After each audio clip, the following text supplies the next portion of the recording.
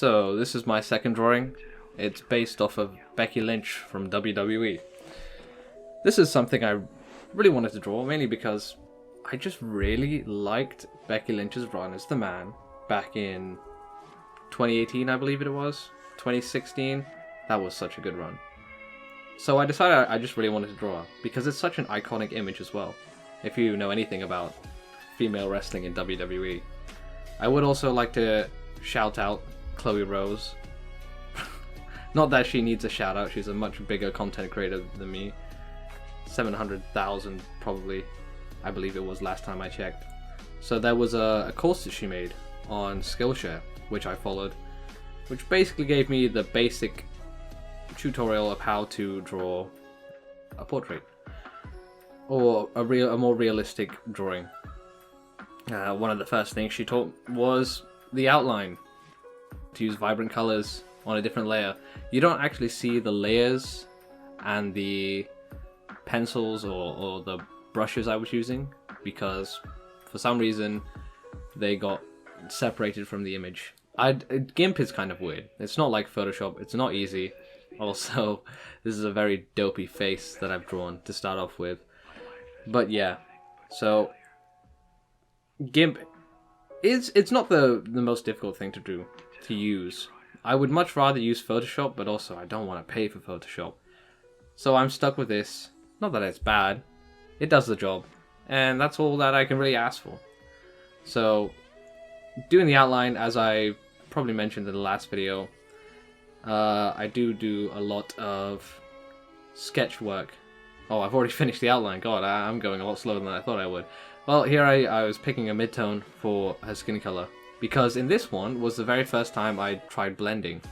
As you can see here, I'm trying to fill in the colors, and I start blending a little bit. Probably don't notice. Actually, yeah.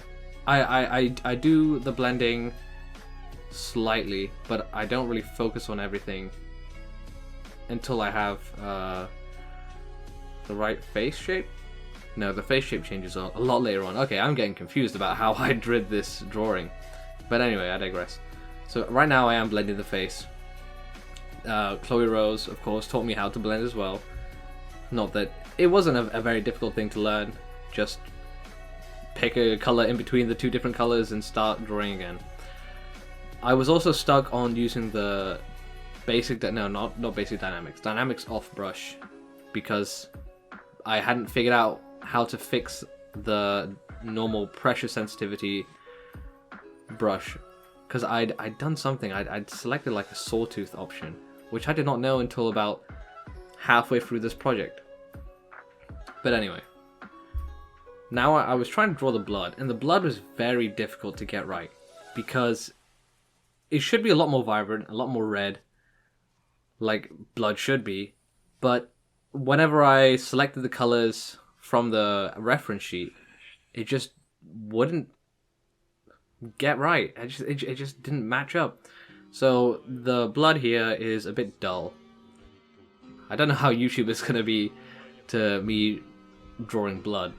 I don't think they'd care. They have the official video of Becky Lynch bleeding on YouTube, uncensored.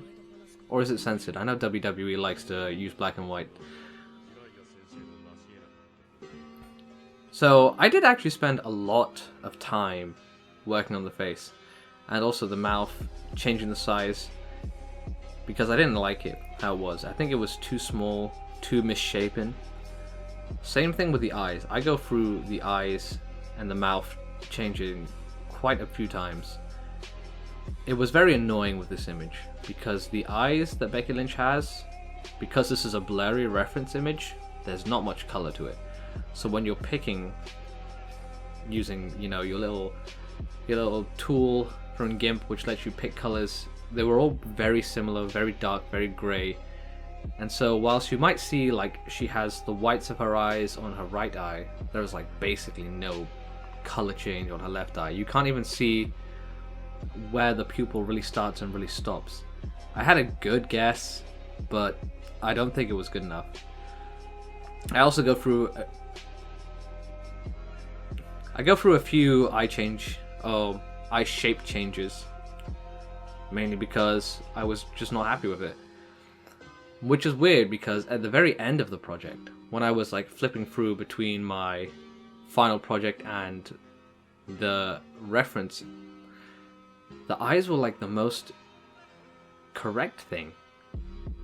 When you see how the eyes look in the end product, you will be like, that does not look correct.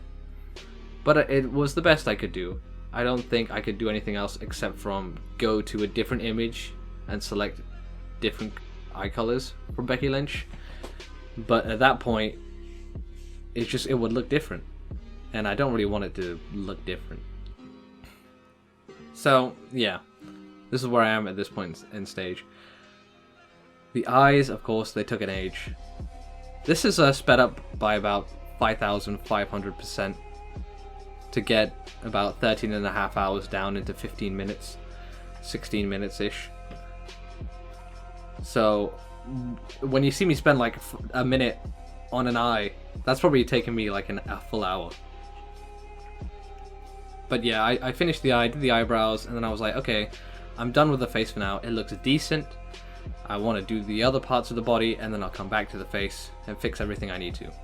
What I didn't realize at this point was that I had the proportions completely wrong, and after I completed the clothes and the hair and everything, I would have to go back and change the face shape and the neck shape, move a few things about.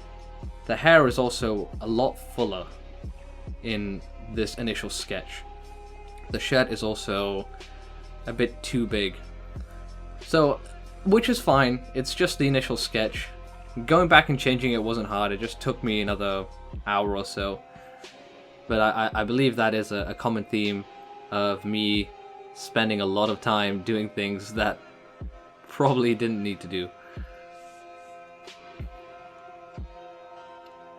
This is me drawing some eyelashes on eyelashes on the eyebrows? No, some hair on the eyebrows, just to make it look a bit more realistic. I don't think I really changed the eyebrows from this point onwards. This is like their final product, which is, I probably should have, but they would look good enough. And of course I go back to the eyes because I changed the eye shape again, and I needed to make everything look right, which they did in the end, even if they do look bad in the final product.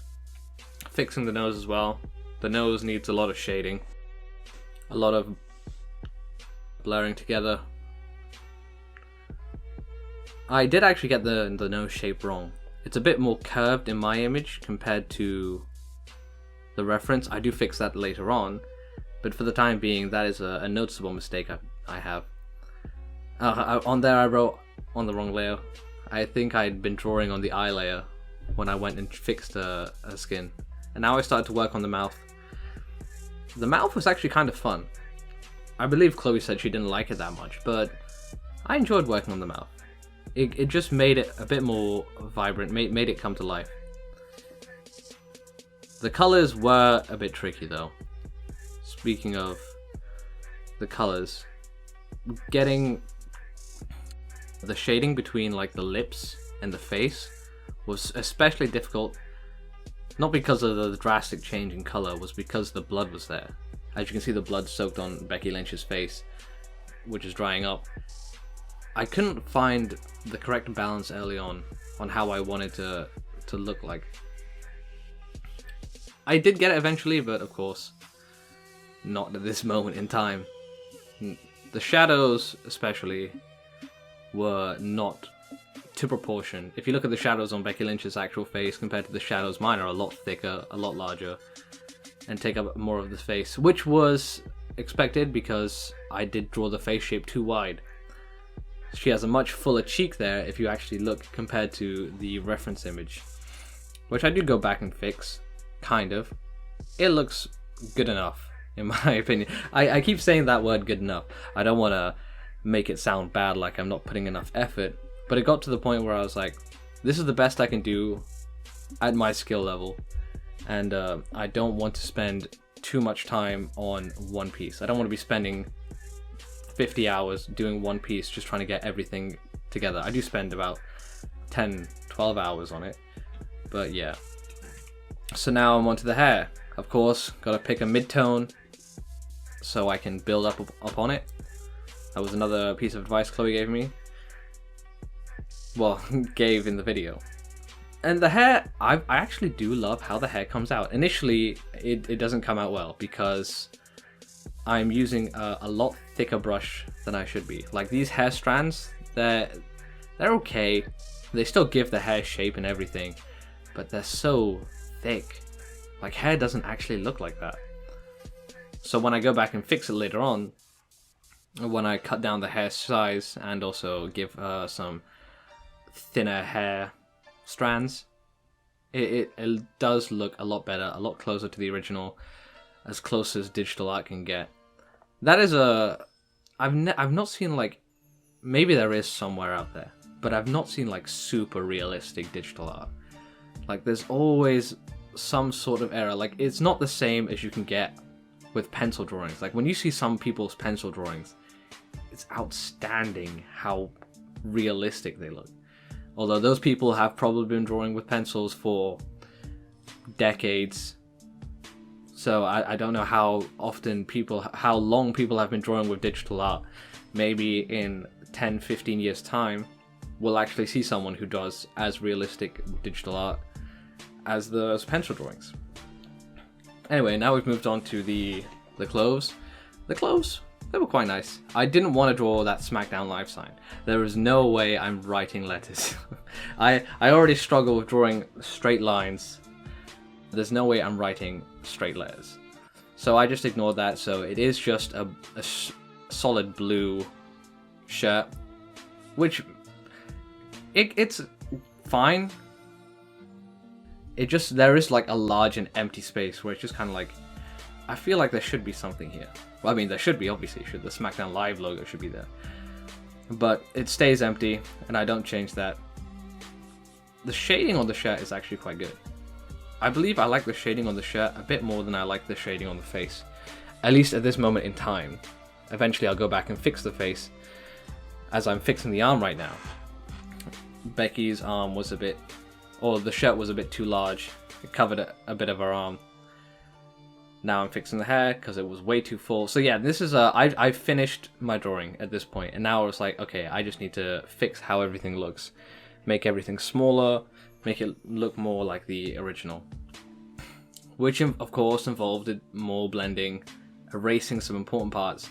The blending on the chin I liked before, so I was kind of disappointed I had to reblend it. It came out fine in the end, but you know, that was quite a bit of work it took.